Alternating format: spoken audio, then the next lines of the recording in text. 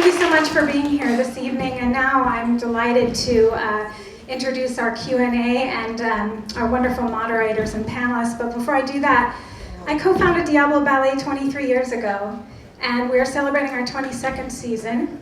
Next month, March 17th, we are going to be having an anniversary celebration at the Lesher Center for the Arts, so I hope you really come and enjoy us and come to the performance. It's going to be absolutely spectacular with a lot of wonderful performances, and it's going to mark the return of Robert Deckers to performing with us.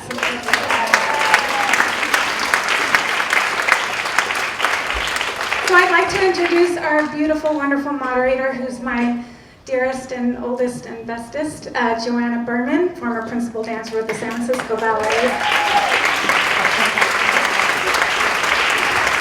And the genius behind this last ballet and everything that you see when you come, Robert Deckers, dancer and resident choreographer for Diablo Ballet.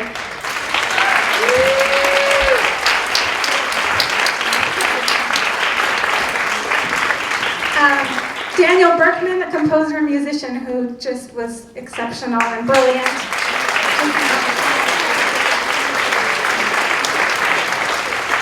Janet Withharm, the cellist for My Way, who's here joining us. Mr. Christian Squires, who debuted in Apollo last night and tonight. Rosaline Ramirez, who's been with Diablo Ballet for many years.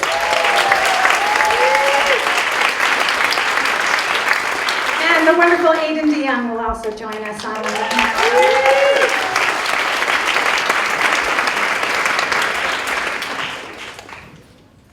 The last thing I knew, I was in the audience, so now I'm okay. What a great show. Thank you all. Beautiful. Lauren, thank you for putting together a beautiful show. Wonderful, varied choreography, gorgeous dancing, beautiful music. So thank you. Wow, what a treat. Okay, to get organized. I'm going to start with you, Christian, because you're here and you were first. So as I was watching Apollo, I was thinking about it's really a classic. It's neoclassical choreography, but by now it's a classic. And many, many dancers have danced that work. And I was thinking about it in terms of like Giselle and classics that ballerinas may have danced. And you have these choices about how you approach something, how you're taught it, and by whom. And then sneaking out and watching, videos or now YouTube of ways that it's been done by others. And I'm curious about your process and how you came to your performance, which was very beautiful and very moving, but I'd like to know what your process was. Well, we were really lucky that Christopher Stoll came and set the ballet, and he had lots of great and particular things to say, but also he gave a lot of freedoms to the movement. Of course, all the steps and the counts and everything needs to be the same, but how you do them, he's really open to letting us interpret them. And with this process, I really waited to get all the information and learn all the parts. And then once I had that, I got home and I really started thinking about the movement and starting with the lute or the lute. Is that one? Lute, yeah. And my process was to really sit there and go through the movements, and for me to put this story to it for myself. The story of Apollo is it's this birth and his journey on, at least for me, understanding himself and understanding his body and the world around him and how he is in the world, and having these different muses showing him these different ways to interpret how to view the world around him, in my opinion. And so being able to sit there and really, for me, look at each step and put my own story behind it is how I went with this process. And I watched a little bit of Baryshnikov doing Apollo. It's never a bad idea. All right. I'm just going to go down the line because it's just. Hi, Janet. Hi. Nice to meet you. Thank you. Are you sitting? Oh, thank you for doing that. That's nice. So, such gorgeous playing. Thank you. And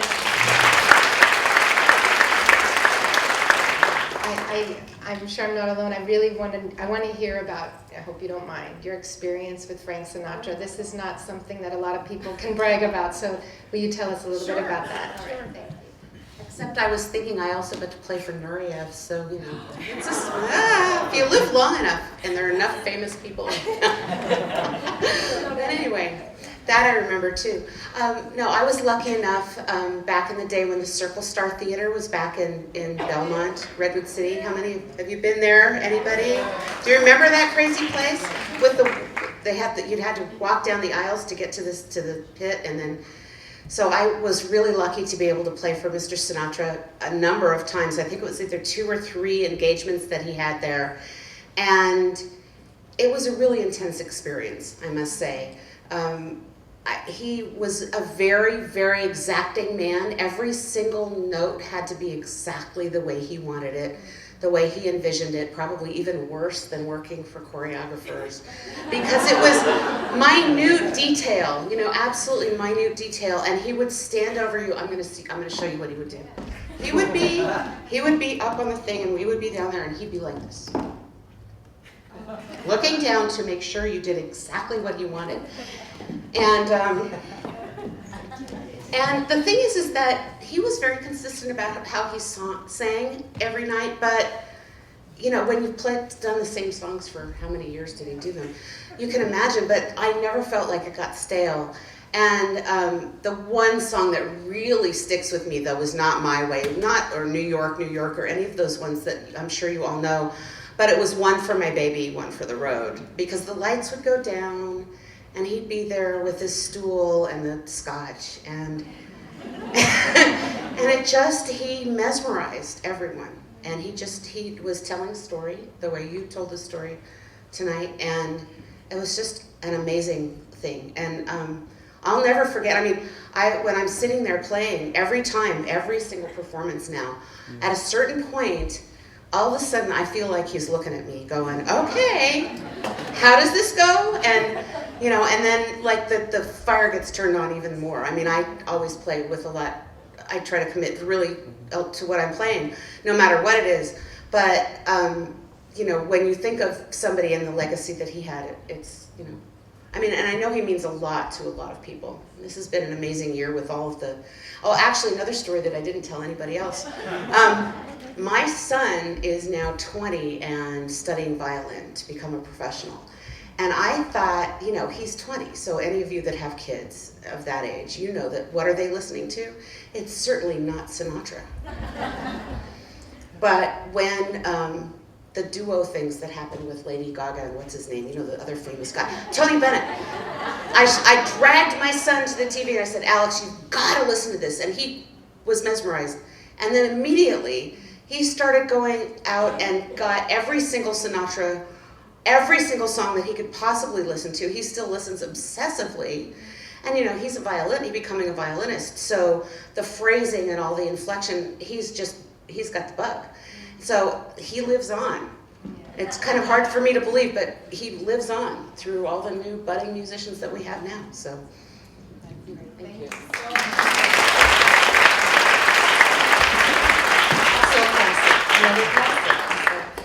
Okay, Robert and Daniel, I may combine you. Great. Because my question has to do with that. My question is as I was watching the beautiful work, I felt like where did the music stop? Where did the dance begin? And they were so beautifully melded. And I'm wondering, again, what your process was as far as composing, commissioning, you know, input. Did you just say, here it is, and he said, oh, I love it? Or, you know, how did that work come about? Because they're just one. Like, I can't imagine them either by themselves. So was that English? I'm not sure. But I think you could address that. I'll say something and then you say something and then we'll call it a day. Yeah. So I've told this story to other audiences over the weekend, so if you've been here to another show, I apologize for the repetition. But Daniel and I first met, he was playing music for a modern class in San Francisco. Daniel plays for a lot of dance classes in the city. He also composes for a lot of choreographers in the Bay Area and has for quite some time. And I was really drawn to his music and had this commission coming up for a company called Ballet in Phoenix, and asked him if he would be interested in writing the score for it. And so we kind of had to do a lot of our collaborative process before I left for Phoenix. And so we did a lot of coffee talk and really kind of discussing ideas and concepts that we were considering at the time. And then with that material generated, he created a first draft for me that I used and went to Arizona, started building things, and I sent him some videos of what we were doing. We kind of did it all via email and kind of video recordings, and he kind of came back with a slightly more filled out version of the score, and it went back a few times. And then I think you were in town maybe for a week or two before the shows and had the chance to play it with us in the studio. And I remember the singing, actually I was thinking about it tonight, the singing in the last section didn't come in until a final iteration of this. You kind of saw it happening and you're like, I just feel like it's seeing everyone moving, like I really wanted to. So I was looking at other recordings, and kind of one of the last iterations didn't have all that repeated singing in it. And so I thought it was really cool for, even in that last moment as we were creating it before the show happened, you kind of had another kind of layer of inspiration that can't imagine the score without that element to it. So it was a really great back and forth. And if you want to put in a few other words. Pretty much said it all. Sorry. Words are right out of my mouth. What I appreciated was that we both were pretty established already as artists and have a very distinctive style. And so I honestly didn't feel like we engaged that much. Like there was this sort of back and forth. So it allowed for the piece to, like the dance aspect of it, to really show off Robert's craft, and the music really showed off my craft. Whereas like Alice in Wonderland, we like nitpicked every little thing and every moment together. So this was a really like a perfect debut for us, because it allowed us to show what we do as individuals together within the context of this idea of milieu, which is, you know, an atmosphere of some kind. And so exploring that was fun, exploring that together and exploring that on our own. And so what came out of it was this really unusual and fascinating piece, and I'm really, really proud to be part of it.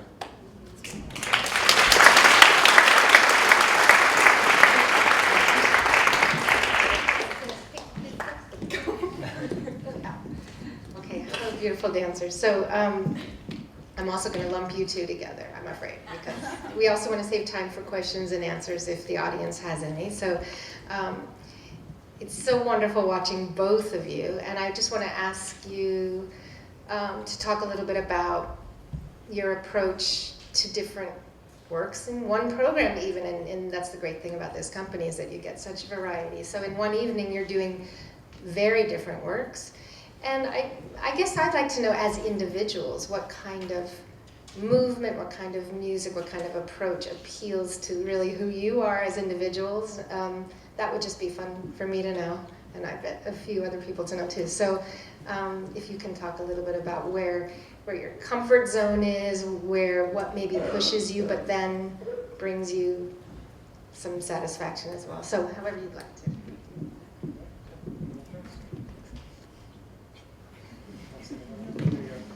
Well, first I want to say thank you so much for everybody coming here tonight. I really appreciate your support. Well, I really love this rep because it was kind of hard to be with the pink tights and point shoes, you know, like super classical, being in the music, and then changing my costume, hair down, and trying to be going low and down. So that's one of the things that I love being here in this company, is that every time is something new, so something different and exciting, and I get bruises, all my body's sore, but it's really worth it. Like, I really, thank you so much, Lana, thank you everybody for being here.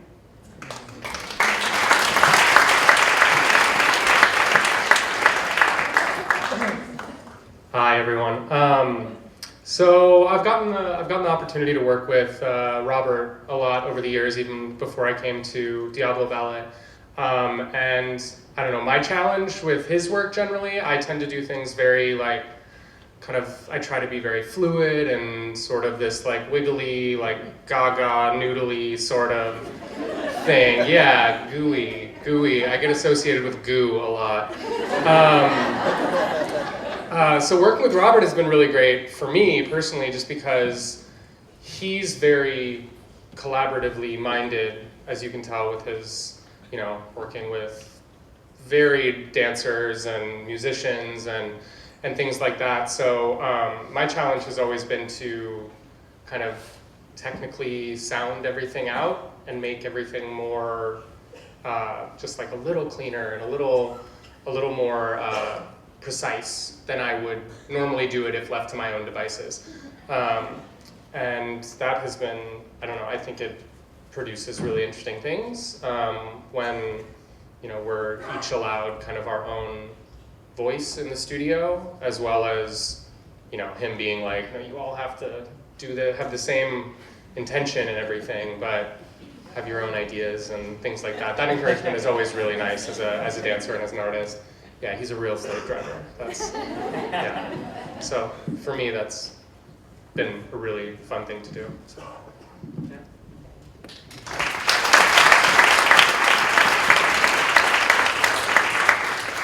Can you see out there, Lauren? Okay. Would anybody like to ask a question of anybody on the panel? Ah, that's nice.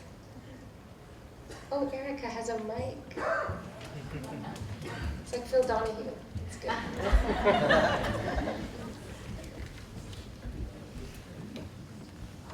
For Robert and Daniel, I'd like to know about the lighting and the costumes.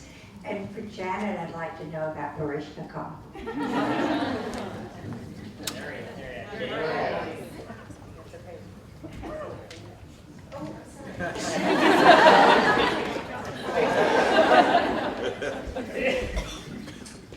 Sorry. Well, the lighting for this work was really instrumental to the piece. Milieu means environment, atmosphere, and the concept behind the work and what Daniel and I had kind of discussed at some of our early meetings even was this sort of shifting environment that we're all experiencing, both like in our actual environment, the world that we're living in, and socially, how we interact with each other, how we connect with each other as humans and as individuals, and how that's shifting, especially with technology. And so something that I think was really important to our process was sort of discussing the ancient and also the future, and how we're driven by what was and also moving towards something, and what is that.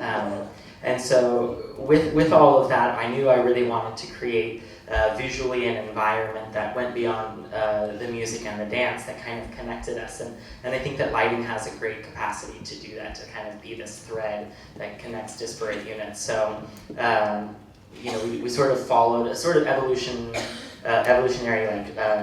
cycle. So it sort of started with this like burst of life, and then these interactions between individuals, and then this really deep connection, which was the duet, and this sort of human connection, and then into the future. And so I felt like the lighting that originally was created by David Robertson, who Jack Carpenter, the lighting designer here at Diablo, was able to recreate. Really amazing, especially given the constraints of this space, that it doesn't have quite the full tech capacity that the original theater did, and for him to be able to create the lighting environment was really fantastic. And then the costumes, Christian Squires created. Sorry, is that a long way? I haven't talked in like hours, you guys. Come on. The original costumes were created, well, they were just sort of leotards and tights from the catalog, because we didn't have a costume budget when we made it. And that was one thing I begged Lauren. I said, can we have new costumes for this? And she said yes. And so Christian created these amazing costumes that really just captured exactly what I wanted the piece to say. And again, I feel like they just connected everything so beautifully. So I can talk more about it. You just want to call me. So Janet has Nureyev connection, and Christian watched Baryshnikov. I wish it was Baryshnikov. Sorry, always been a fan. I have played with what was the San Jose Symphony for the last umpteen million years. And over the years, we had a lot of people come through, and he was one of them that we were on stage with. It was toward the end of his career, and we had no idea. I think he was actually ill at that point, but he was still dancing, and he was amazing. Just amazing, just to be on the same, like, that close was, but I think we also, I mean, I've been there for so long that I forget who I've been with. But one of the things I want to say while I have the microphone is we also, I play for San Jose Ballet, which was the Cleveland Ballet. And so I'm used to seeing really amazing dancers, and I've done the Mendelssohn Trio that we did here last season, also on stage. But you guys have a real gem in this company, and I want to say it out loud. You need to know this, because when I first came here, I thought, oh, it's going to be, amateur hour, and we'll see how it goes. And it wasn't at all, and it's been a joy to work with this company. And Laura told me, no, I'm serious. I'm an East Bay girl, okay, but I'm out at Walnut Creek, right, with a ballet company. Oh, come on, right? What could possibly be out here? And they're amazing. So please keep coming.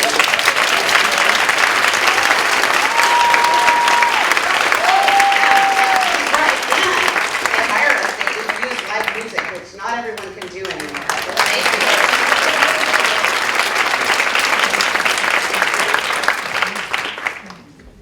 So I have a question. I have a couple questions. One for Lauren. So how the heck do you get a Balanchine ballet? And Daniel, what the heck is that instrument?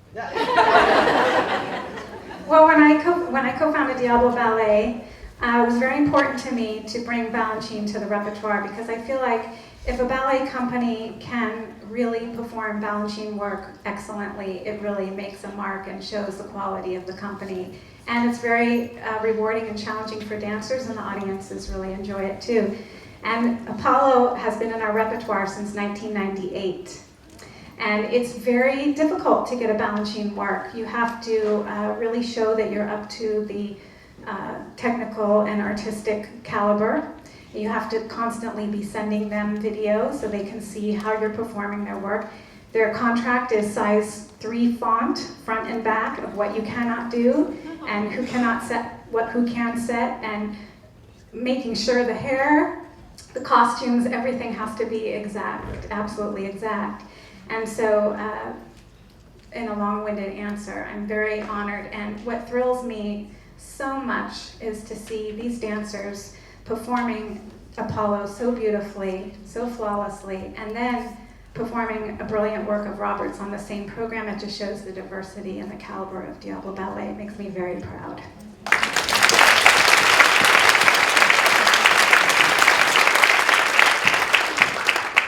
So the weird instrument she just asked about. So this is called a gravichord, and it's a 21-stringed electric harp, and it's modeled after an ancient instrument from West Africa called the kora. Has anybody here heard the kora before?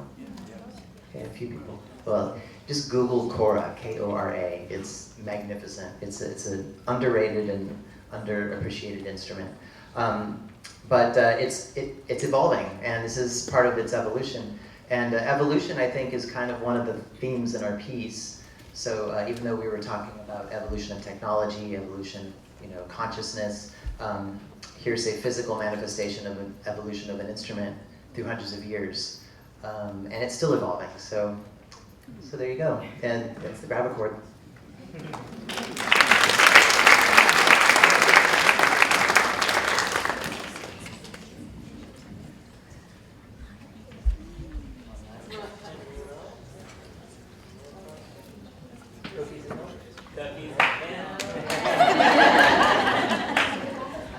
In that case, we all invite you for cookies and etc. and coffee and maybe milk in the back. So thank you so much for coming in.